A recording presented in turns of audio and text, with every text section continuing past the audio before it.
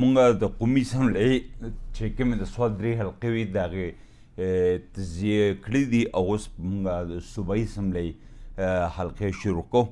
په سوات کې اولنۍ صوبایي حلقه چې ده هغه PK3 یا PK3 ده. PK3 چې د کالام، بحرین، مادین په فتح پورې خواوشته چې کوم علاقې دي د یو غټه حلقه ده رقبې په لحاظ باندې.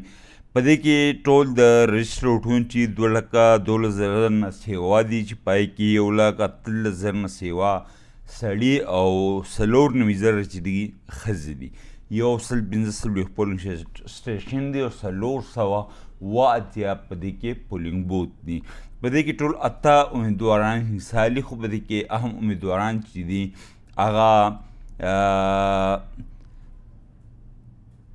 جعفر شاه دی د عوامي نیشنل پارټۍ نه، د جمعیت العلماء اسلام نه بغزاده، د پاکستان مسلم لیگ نون نه جهانگیر، د پیپلز پارټۍ نه سید حکیم شاه، آزاد امیدوار کوم چې د تحریک انصاف سره تعلق لري میا شرافت علي، او د پیپلز پارټۍ خفه امیدوار چې کوم دی ملک نواز شالي هغه حصه اخلي.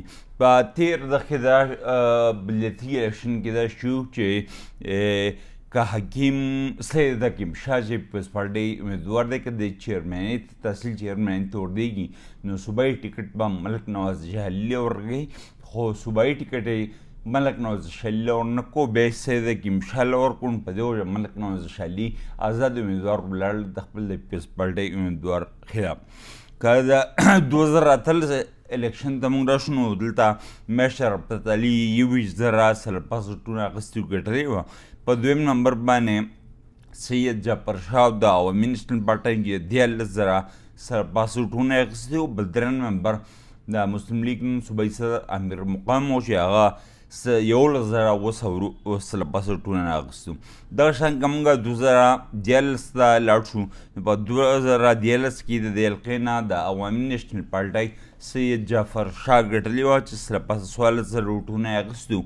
په دویم نمبر باندې د مسلم لیگ نون میا شرافت علي و چې هغه سره 13,200 ووټونه اخیستي وو. په درېیم نمبر باندې د تحریک انصاف نثار احمد و چې هغه 14,000 ووټونه اخیستو. په 2008 کې هم د دې حلقې نه د عوامي نیشنل پارټۍ سید جعفر شاه ګټلې وه. په دویم نمبر باندې امیر مقام او جعفر شاه په دغه وخت کې 5,500 ووټونه اخیستي وو.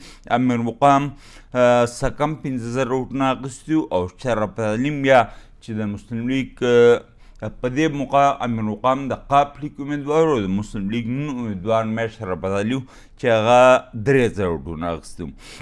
په 2002 کې په دې حلقه باندې ملک امیرزاده د متحده مجلس عمل سره له پاسه 11,000 ووټونه اخیستي وو او کامیاب شوی. په دویم نمبر باندې نثار احمد و د عوامي نیشنل پارټۍ نه چې هغه سره بعد 15,000 ووټونه اخیستي وو. او په درېیم نمبر باندې جهانګیر و چې هغه آزاد امیدوار و او سره بعد 15,000 ووټونه یې اخیستي وو. نو په دې حلقه باندې میا شرافت علي هم ښه مضبوط امیدوار دی، ورسره که جهانګیر وکتل شي هغه هم مضبوط امیدوار دی. سید جعفر شاه هم 2 پیرې MBA پاتې دی. حبیب الله ثاقب ضمایر شو د جمعیت اسلامي طرف نه پکې حبیب الله ثاقب دی او دغه شان سید حکیم شاه هم مضبوط امیدوار شمارلی کېږي او ورسره ملک نواز شالي د پیپلز پارټۍ چې کوم خفا امیدوار دی هغه هم مضبوط امیدوار ګڼلی کېږي.